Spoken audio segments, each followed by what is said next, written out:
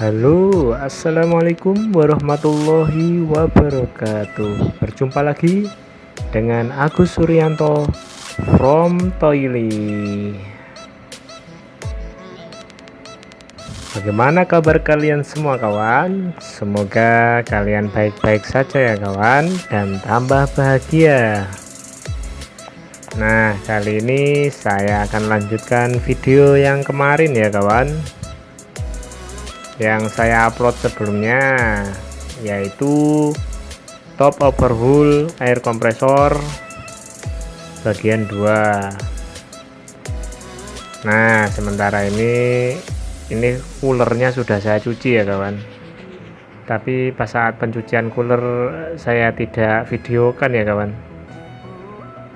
Jadi intinya pas saat pencucian cooler itu direndam menggunakan chemical ya, baik dari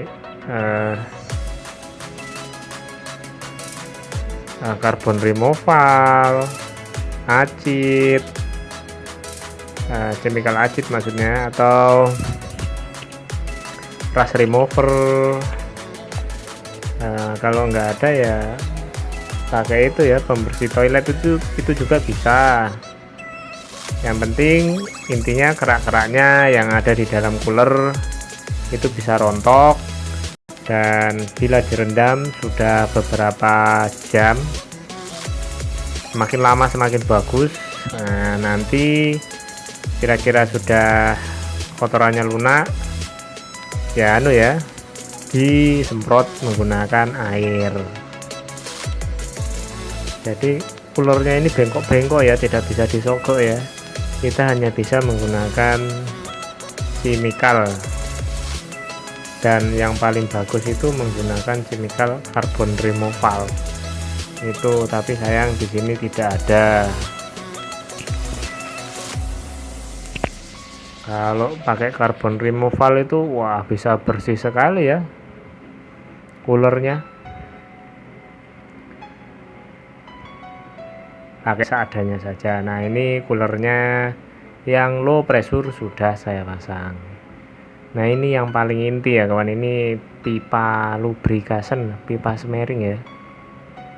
Ini jangan pandang enteng ini ya.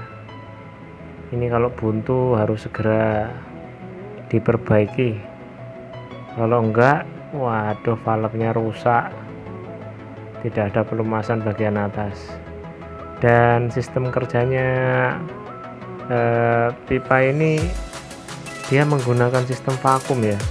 Jadi di bawah itu kan pompanya itu diaduk dengan shaft, jadi dipercikkan modelnya, dipercikkan, tetapi ada sistem vakum yang dilakukan oleh silinder, dan otomatis karena sistem vakum itu bekerja, oli yang di bawah itu akan naik sedikit demi sedikit ya. Jadi udara kerja yang ditekan itu ada pelumasan. Dan besi itu kalau kena oli dia tidak lelah bahan ya. Bahkan seperti tukang-tukang cukur itu, mesinnya itu kan dikasih oli, maksudnya apa ya, biar awet bahannya ya, tetap tua, tidak lelah bahan, dan intinya biar awet tajam. Jadi kesepuan pada besi itu masih tetap terjaga. Nah, ini cooler untuk high pressure ya, saya pasang kembali. Cara pasangnya seperti ini saja ya kawan ya. Video ini memang video sederhana, mudah-mudahan bermanfaat ya kawan. Ini saya agak-agak percepat biar yang penting bisa dipahami lah ya, daripada dipotong-potong, penting saya percepat. Tapi bagi anda yang kira-kira sudah memahami video ini, bisa dilompat-lompat, dilompati maksudnya. Dan ini di cooler ini ada baut bawah. Baut bawahnya itu ada dua sebagai pengikat didudukannya ya. Itu bautnya spesial ya, pendek. Kalau panjang ya dipotong.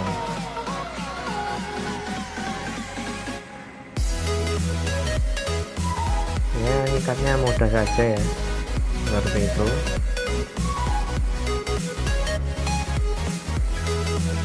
Usahakan kekencangannya ya. Kalau baut kecil itu jangan terlalu kuat ya, yang penting rapat aja. Tapi yang namanya getaran ya tetap harus kuat ya, tapi jangan terlalu, takutnya malah dol ataupun patah.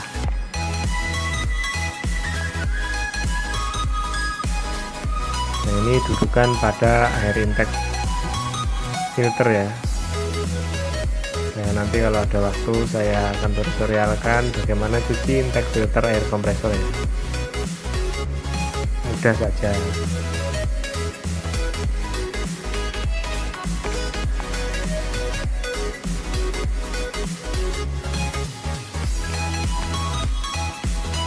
Ini adalah pipa drainase.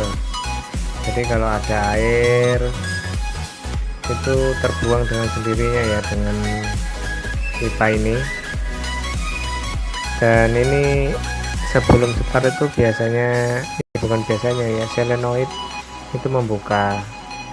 Setelah airnya keluar, maka solenoid itu otomatis akan tertutup dengan sendirinya.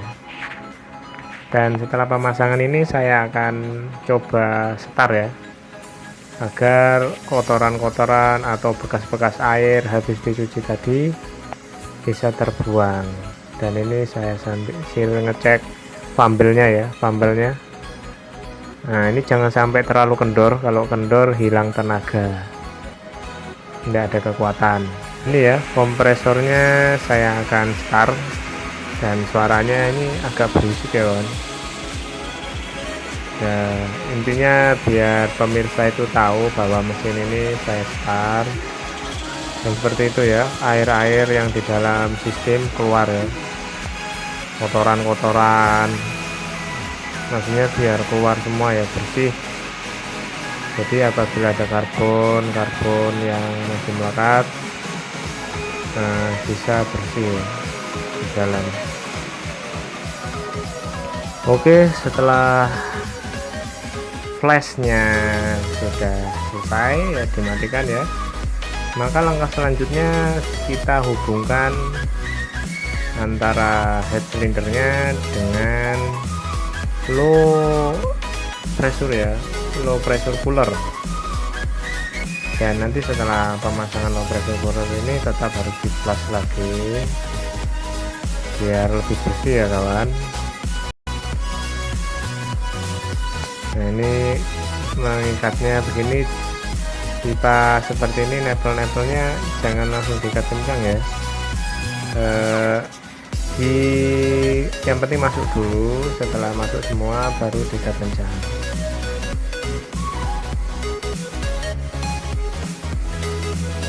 Nah ini saya tes lagi ya, saya tes lagi biar air-air yang di dalam cooler keluar semua, tapi tidak ditayangkan suaranya ya, tapi kelihatan mutar bahwa kipas pendingin cooler itu berputar ya. Itu di puli yang menempel, nah itu ada impeller ya, impeller itu adalah kipas ya, kipas untuk pendinginan air cooler.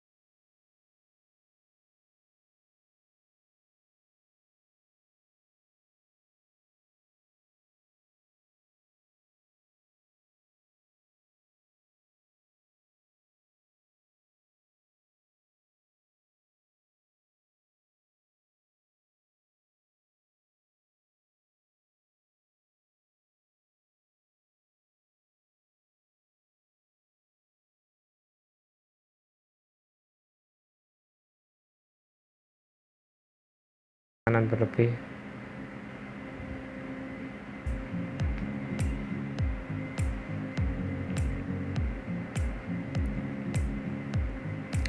Nah, dalam pemasangan juga ini ya, pressure gauge. Jadi dibersihkan lubang-lubangnya ya, siapa tahu ada arang atau kotoran ya. Jadi dia biar bisa membaca data dengan benar.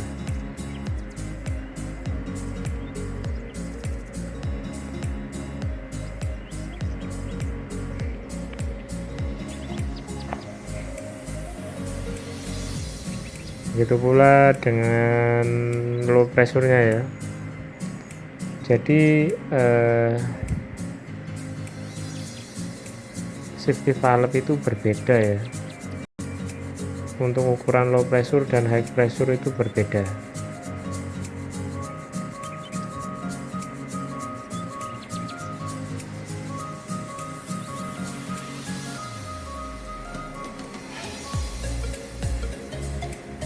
Nah, kalau high pressure itu menggunakan kunci 24, kalau low pressure menggunakan kunci 22 ya. Kalau yang high pressure itu biasanya sampai 32 bar. Kalau yang low pressure ini hanya sekitar 25 ya, 25 bar.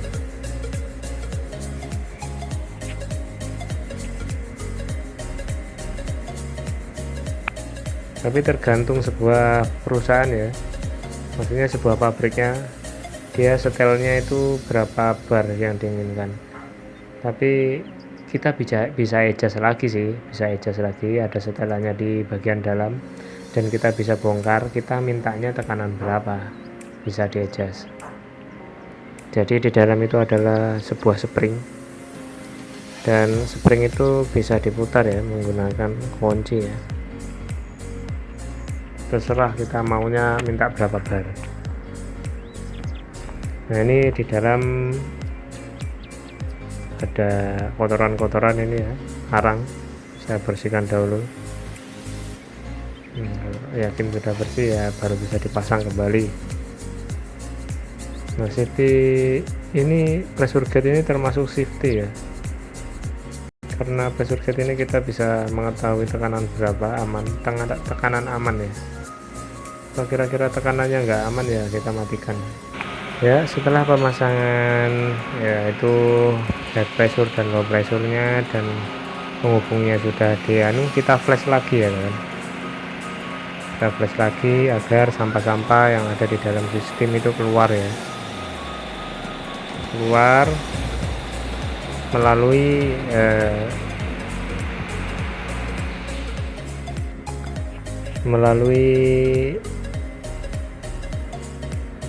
air filter intake ya.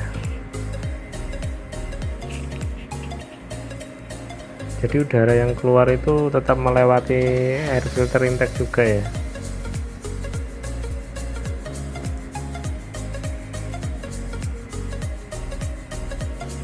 Nah, ini saya hubungkan kembali ya. Jadi discharge-nya cooler yang masuk ke head silindernya ya, masuk silinder, dihubungkan ya.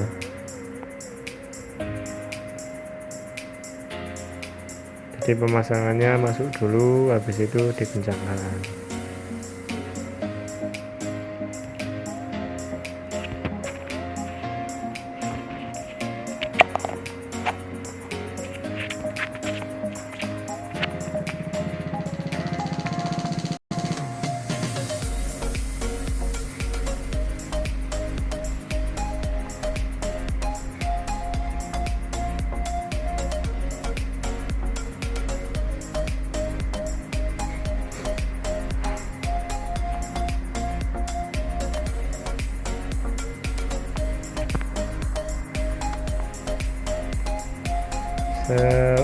Setelah itu kita pastikan semuanya baut-bautnya kencang ya, semuanya.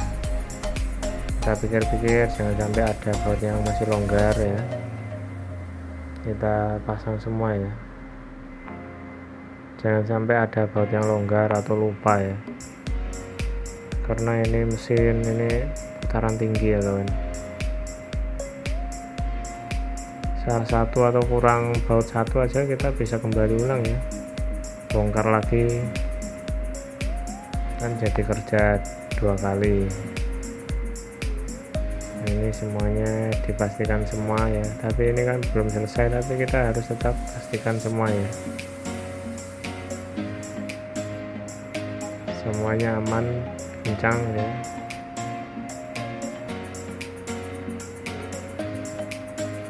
Kalau pas belum terhubung sih memang jangan terlalu kencang ya, biar bisa digeser-geser. Tapi kalau semuanya sudah terkoneksi ya, yang namanya baut dudukan itu harus kencang semua.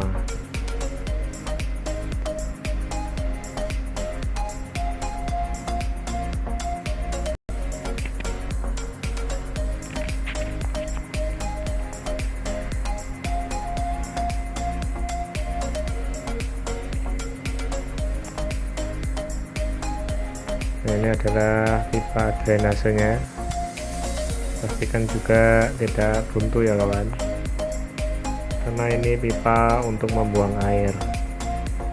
Apabila ada air yang mengendap di dalam cooler, maka dia terbuang dahulu ya. Setelah air itu terbuang, tertutup, habis itu dia akan masuk ke sistem proses ya kawan.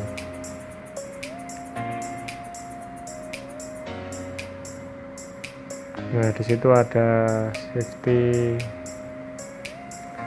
bukan safety ya, apa namanya, solenoid valve ya. Jadi solenoid valve itu akan membuka dahulu, baru dia akan menutup secara otomatis.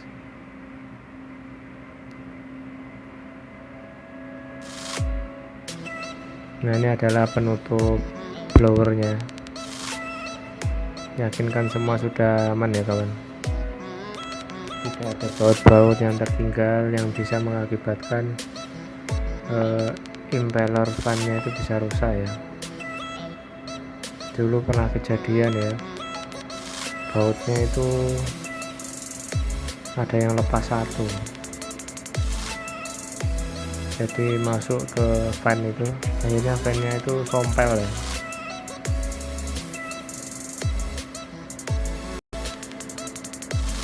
Dan fan-nya ini terbuat dari aluminium.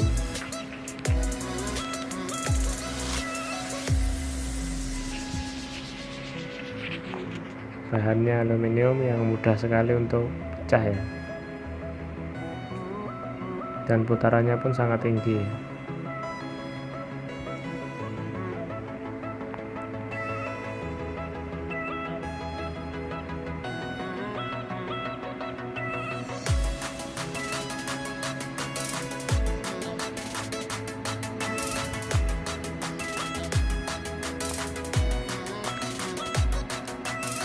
Setelah pemasangannya sudah masuk semua baut-bautnya kira-kira, kita tinggal masukkan bautnya satu persatu ya kawan,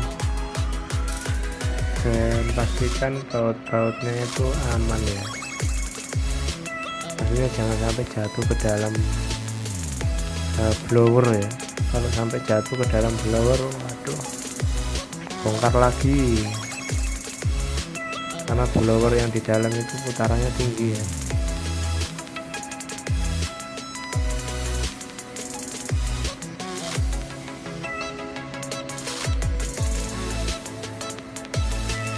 Nah, ini adalah proses pemasangan cover ya per blower.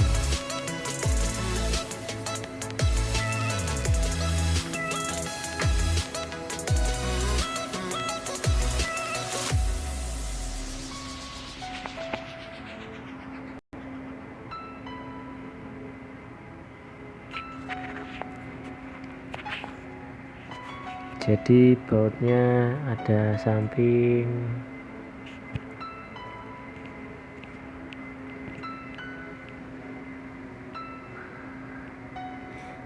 nah intinya intinya jangan sebagai alat pelindung gitu aja, dan sebagai memfokuskan angin itu masuk ke cooler dengan mudah dan bisa mendinginkan cooler secara sempurna. Itu saja sebenarnya. Jadi cooler itu yang panas karena tekanan berlebih dari udara, kan karena tekanan udara itu mengakibatkan suhu yang panas, kemudian ditiup dengan blower untuk sebagai media pendingin agar tidak terlalu panas.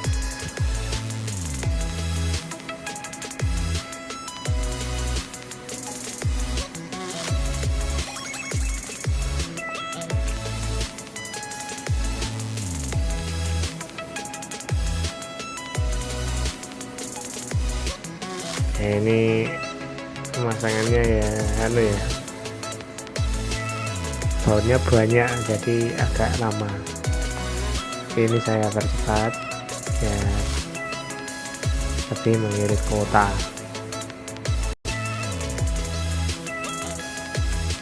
Dan mudah-mudahan bisa dipahami ya,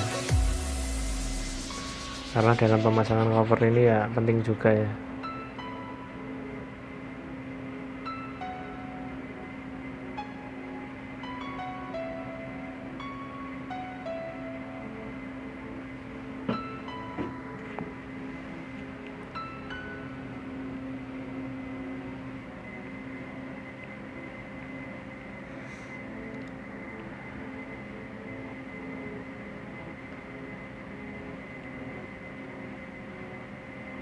Setelah cover ini sudah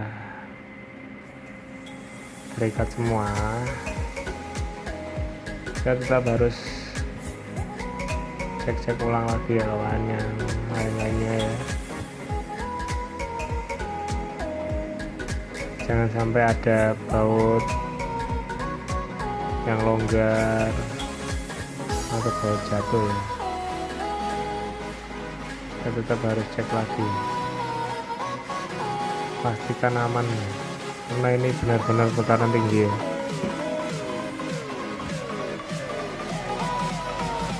Jangan sampai covernya ini nempel di pulinya ya. Kalau nempel di pulinya ya otomatis bunyinya berisik sekali ya, harus pas ya, yang ada jarak lah nantinya, tidak bergesekan.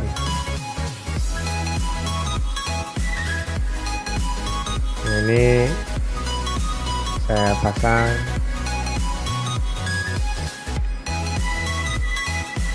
pipa dari kompresor ya ke discharge.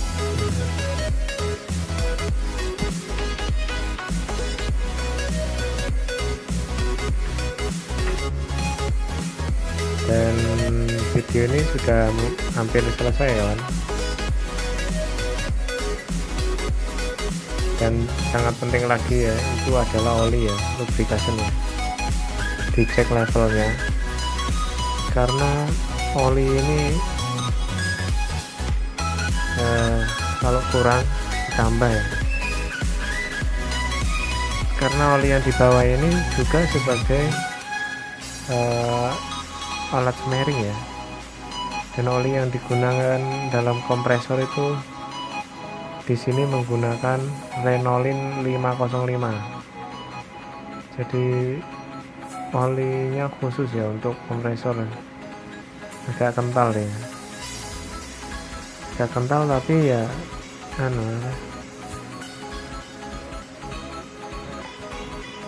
dia maksudnya agak kental itu dia bisa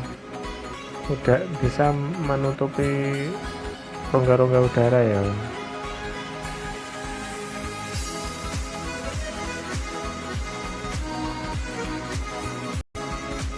Saya pengisiannya di sini tidak di baut pengisian ya, karena saya cuma nambahnya sedikit. Saya cukup menambahnya melalui lubang sounding, dan itu bisa ya dilakukan ya, dan tidak ribet untuk membuka tutup sebuah baut. Saya cek ya levelnya ya. Setelah seperti ini ya, sudah yakin semuanya, kita akan mulai pengetesan ya. Pengetesan kita jalankan kompresornya ya. Nah ini ya sudah jalan ya. Jadi di situ ada seperti tekanan angin itu kayak ada pasir-pasir yang keluar ya. Dan itu adalah karbonnya ya kawan. Nah, ini anginnya tekanannya kencang. Nah ini untuk mengetesnya juga tangannya bisa langsung ditahan, masukkan ke lubangnya situ ya, lubang keluarnya ya. Kalau ditahan di lubang keluarnya itu tangan kita tidak bisa menahan, berarti bagus kompresornya ya. Tapi ya memang tekanannya ini besar, ini kompresor besar ya.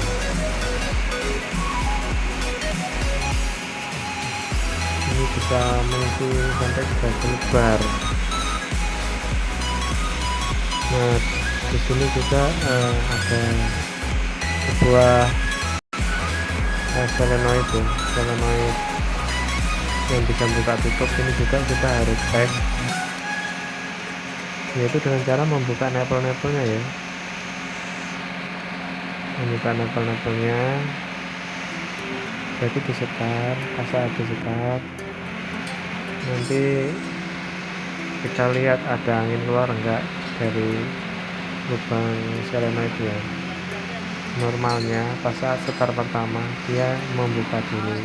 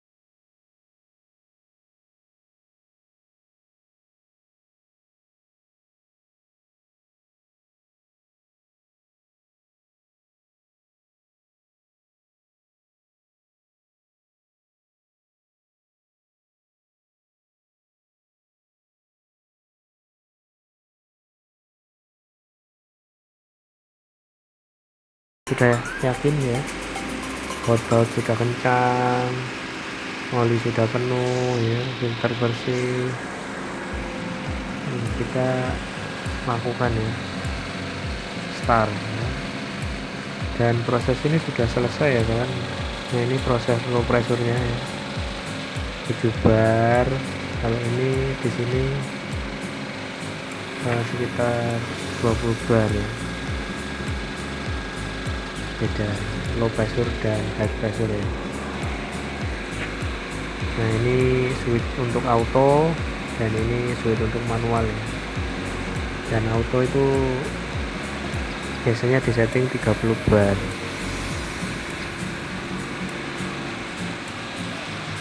Tapi tergantung ya, tergantung konsumsinya sebuah mesin ya. Kalau mampunya 25 bar ya ada 5 bar. Nah ini ya kompresornya, setelah dijalankan begini kita cek lagi ada nggak kebocoran ya di sip developnya, sambungan metalnya ada. Kita cek juga ini apa, bunyi yang nggak beres, pambelnya, olinya ya, angin yang bocor, nepel itu kita harus cek semua ya kawan. Kita pastikan ya, make and sure ya tidak ada kebocoran ya. Biasanya kalau ada kebocoran itu ya anginnya kurang ya. Ini pressure safety ya, shift otomatis ya. Begitu aja ya kawan. Terima kasih sudah menonton video ini. Jangan lupa like dan subscribe nya ya. Semoga bermanfaat dan tambah bahagia. Wassalamualaikum warahmatullahi wabarakatuh. See you.